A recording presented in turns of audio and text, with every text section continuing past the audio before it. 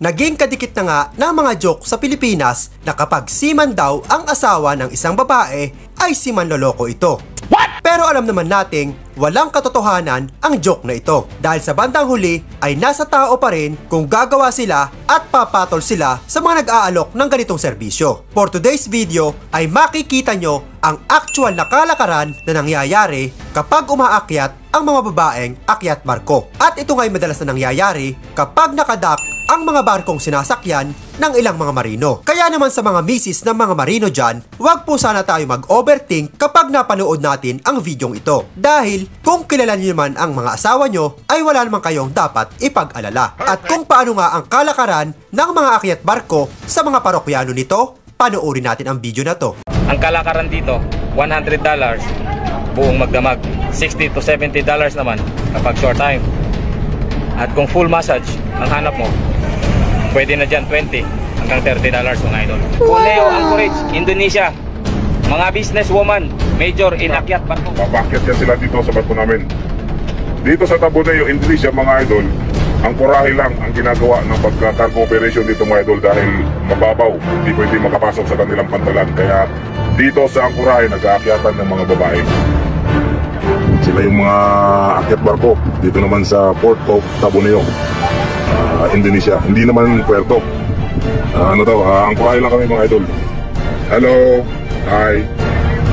Ako ang naka-duty ngayon mga idol, kaya sinalubong ko na sila. Welcome on board. Apat, hello, welcome on board. Hi, at syempre, sinamahan ko na rin papasok ng akomodasyon. Dito mga idol, kung hindi ka marunong mag-control sa sarili mo, ay siguradong ubos ang ipon mo. Ang kalakaran dito, $100 buong magdamag.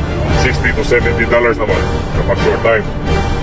At kung full massage ang hanap mo, pwede na dyan $20 hanggang $30 mga idol.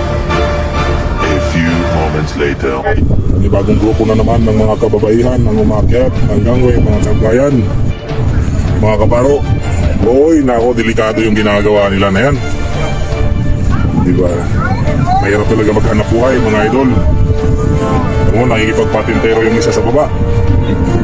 Ay, nako, ang hirap maghanap buhay. Nako, takot na mga idol, oh. Anong klase, no? Naging akyat barko pa ito. Natatakot din naman. Ay, Diyos mio.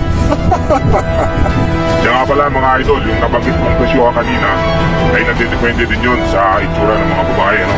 Meron din 150, meron 130. Depende kung mabenta yung isang babae.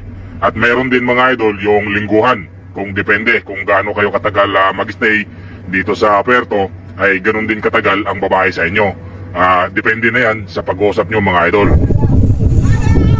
Hey, get the fella go! Di na makakyat yung isa? Ha? Cannot go up? Yes, Dangerous? 24 hours later. Ayun nga, at pagkatapos nilang magbigay ng serbisyo dito sa barko namin mga idol, ay hindi pa yan agad-agad uuwi sa bahay nila.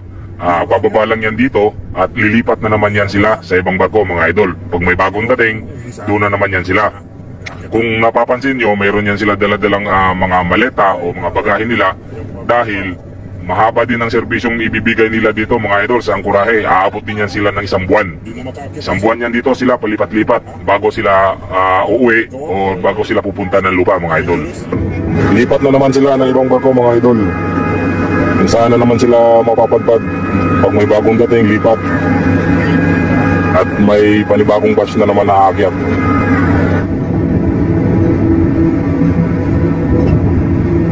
Akyat baba ng barko gamit ang gangway. Minsan maswell ang dagat, minsan maalon. Sanayan lang yan.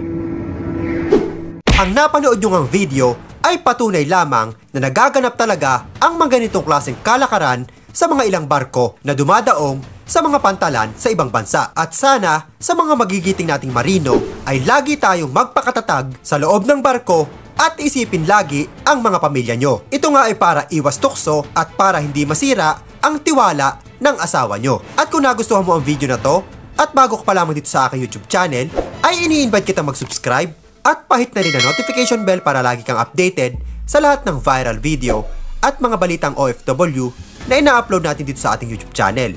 Maraming salamat sa iyong panonood.